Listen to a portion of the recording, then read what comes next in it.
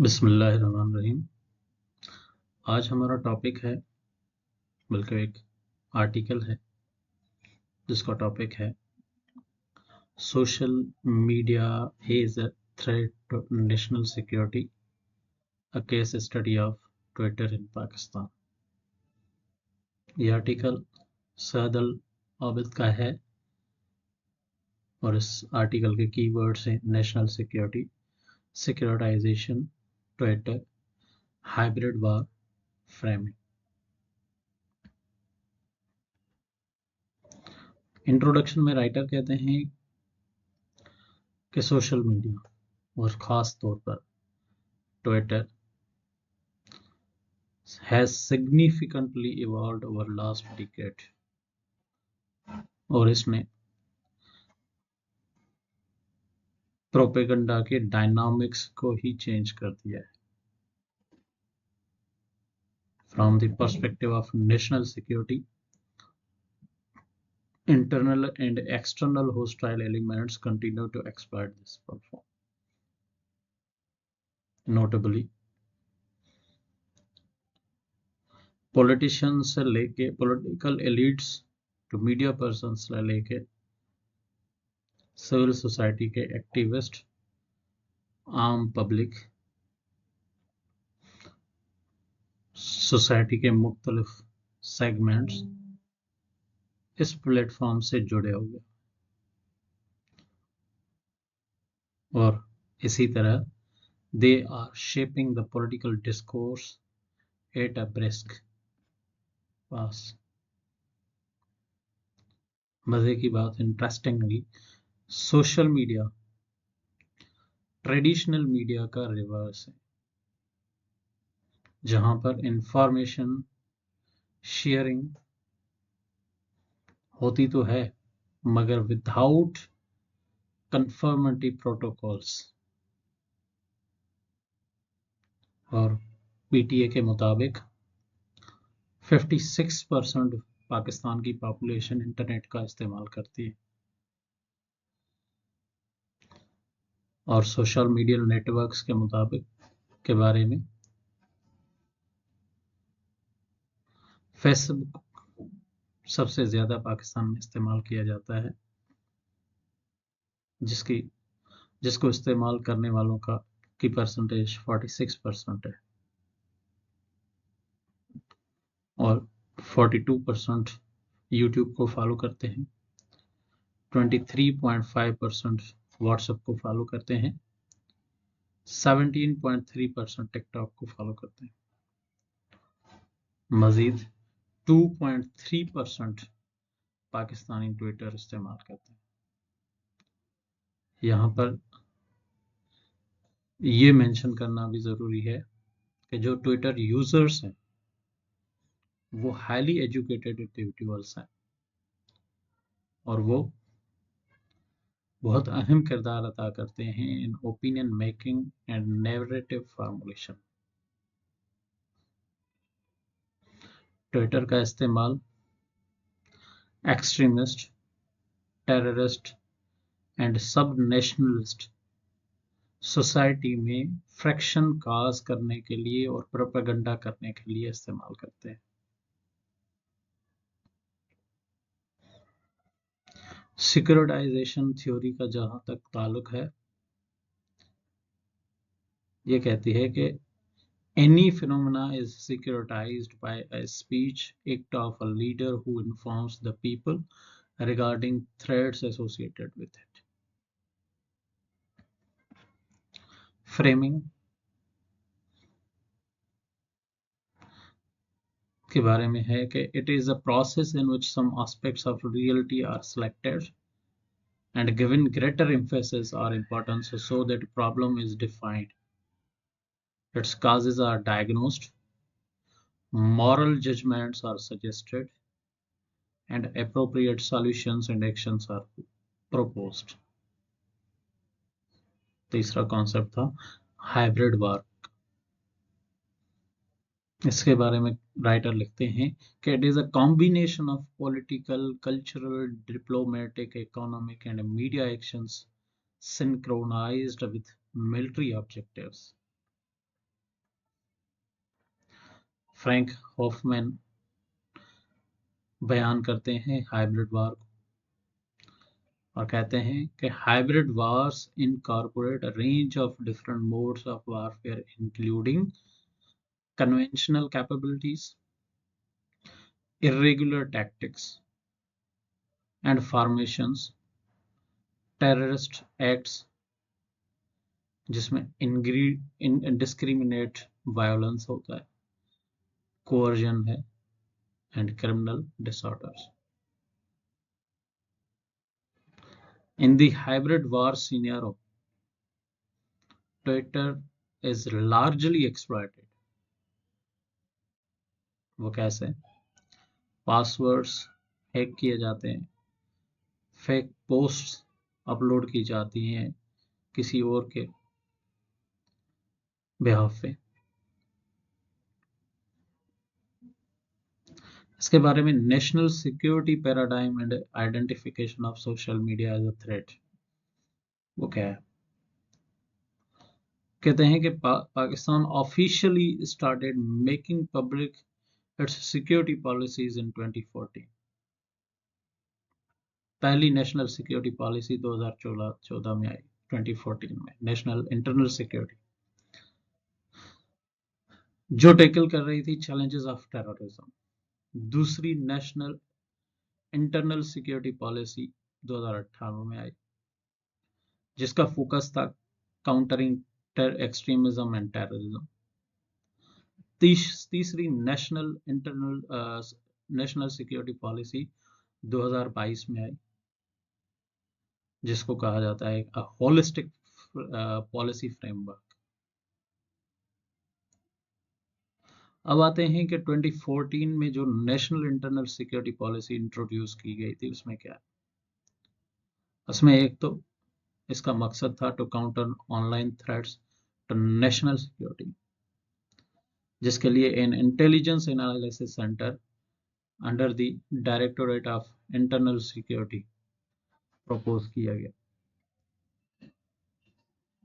Government ने national action plan भी दिया, जो आर्मी इन द वे जो था in the wake of a terrorist attack on the Army Public School in Peshawar, December 2014।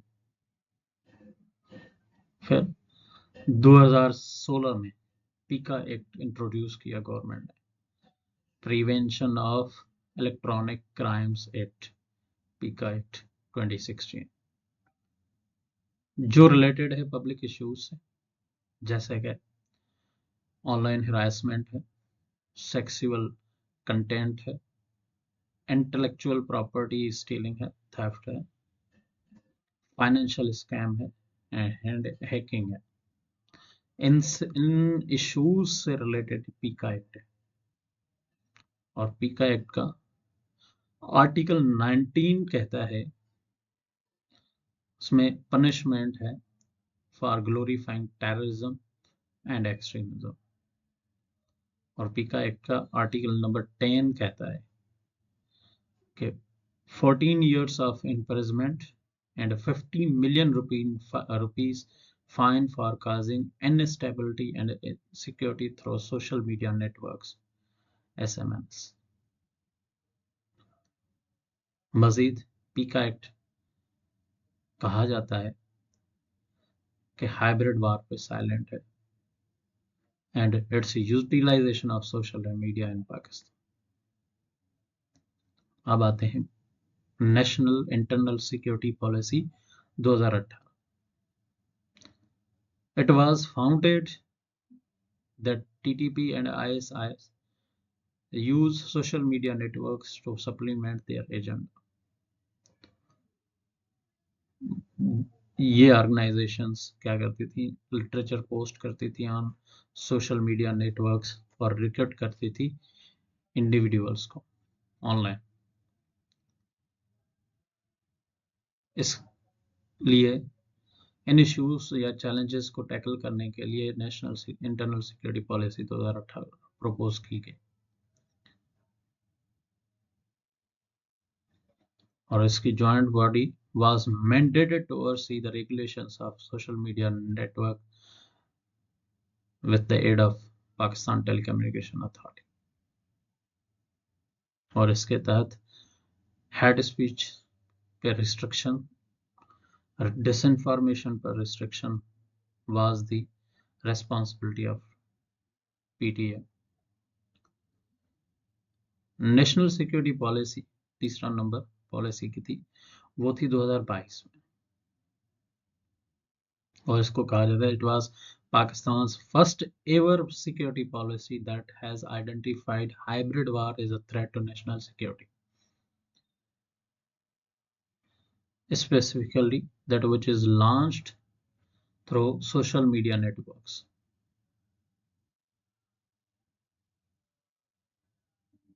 And some national security policy 2022 is more detailed regarding social media when compared to both its predecessors. National Internal Security Policy 2014 है और National Security Policy 2018 है, while it also covers the aspects of hybrid war. अब जो main part है इस article का वो है implications of social media for the national security of Pakistan. क्या नतायज हैं सोशल मीडिया के नेशनल सिक्योरिटी? पहला है एक्सट्रीमिज्म। ये तो सबको पता है कि पाकिस्तान में सियासी मकासद के हुसूल के लिए रिलीजन को इस्तेमाल किया जाता है, जो एक्सट्रीमिज्म की तरफ लीड करता है। एक्सट्रीमिस्ट ग्रुप्स क्या करते हैं? हाईजेक करते हैं political discourse while promoting an atmosphere of intolerance and instability. मिसाल के तौर पर TLP thematized religion for its political frames on Twitter.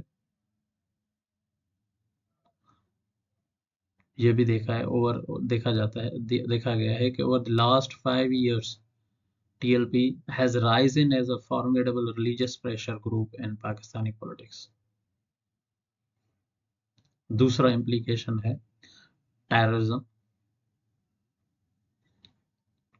TTP, जिनको अभी ख्वारजीज कहा जाता है, ये मैनिपुलेट करता है ट्विटर को।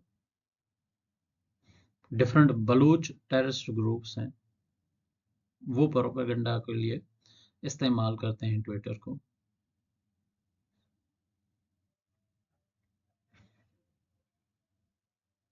और जिसमें ऑनलाइन बलूच टेररिस्ट ऑर्गेनाइजेशंस हैं, BLA है, BLF है and BNA। They regularly post content on Twitter. और एक इंटरव्यू DGISPR ने वाज़ेह तौर पर कहा था, we have handed over several dossiers of Indian involvement to concerned international organizations such as the UNA. However, diplomatic response is low past. The Indian hand is involved in physical and online spaces and is done cohesively. तीसरा implication social media networks का, especially Twitter का, नेशनल सिक्योरिटी में है, वो है ethnic nationalism and separatism. Pashtun Tahafuz Movement anti state agenda Twitter के थ्रू फैलाती है। इसने फैलाया, ये प्रोपेगेंडा फैलाया कि हम पश्तून्स के राइट्स के लिए इस मूवमेंट को क्रिएट किया हो, जबकि एक रिसर्च के मुताबिक मालूम हुआ है कि 75% of PTM social media followers, जिनको पता ही नहीं है कि वो पश्तून्स ही नहीं है, आर नॉट इवन पश्तून्स। और 56 of the Pakistanis have come to know about PTM through social media, especially Twitter and Facebook. उनसे पता चला है। और चौथा इम्प्लीकेशन है hybrid war through social media. Writer लिखते हैं कि hybrid war launched by Pakistan's adversaries, especially India, has polarized the society in Pakistan, thus resulting in an atmosphere of insecurity and instability, where people are made to believe that the state is unable to protect their interest। कि रियासत लोगों के मफादात को protect नहीं करती। It in turn is exploited by religious and political pressure groups who challenge the writ of state on a host of issues ranging from sectarianism, ethnic injustices, gender inequality and corruption।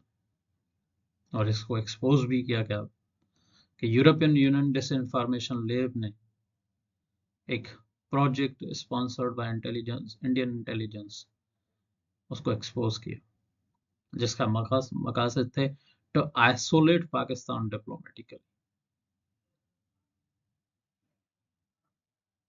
इसके बारे में कहा जाता है कि systematically वो lab काम करता था, वो हाउसेस काम करते थे, प्रोजेक्ट काम करता था, जिसका मकसद था fake news, fake organizations create करना and newspapers online online newspapers create करना। दूसरा था fake entities collaborated among themselves online in disseminating anti-Pakistan content। तीसरा, the information was then fed to Indian media from where it landed on Twitter through troll accounts। मजे की बात है कि this information network had a total of 750 different media networks with reach in over 90 states। अब regulatory frameworks for social media networks Pakistan में कौन से हैं? एक है ministry of information technology and telecommunication MOIT launched citizen protection rules in January 2020।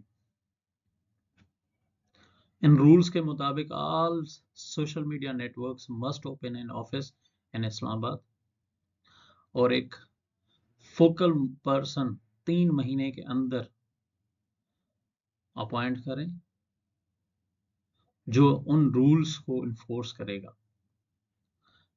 जिसकी JD होगी, job description होगी to rectify complaints of citizens and state institutions।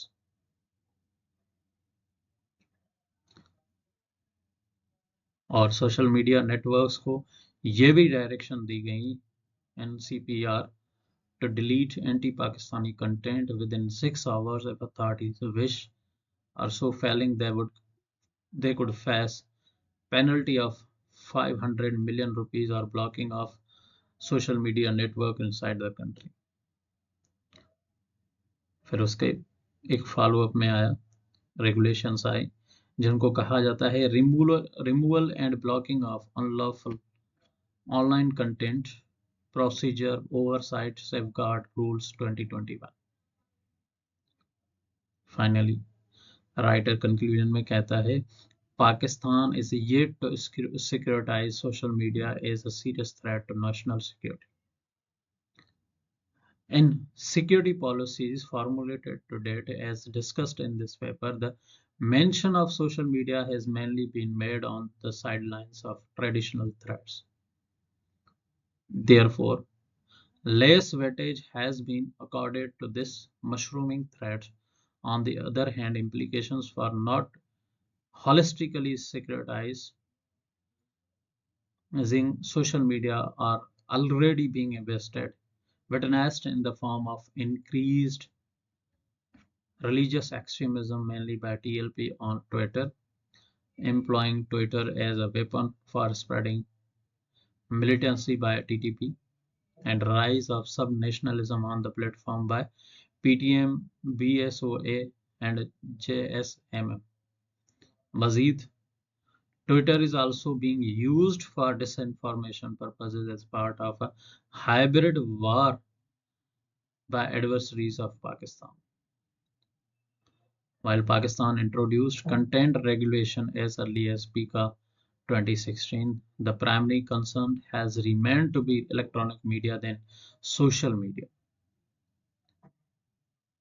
Though serious towards efforts towards platform regulation have only been witnessed in 2020 and 2021 when MOITD enacted rules related to SMN's implementation of these rules in letter and spirit is yet to be seen.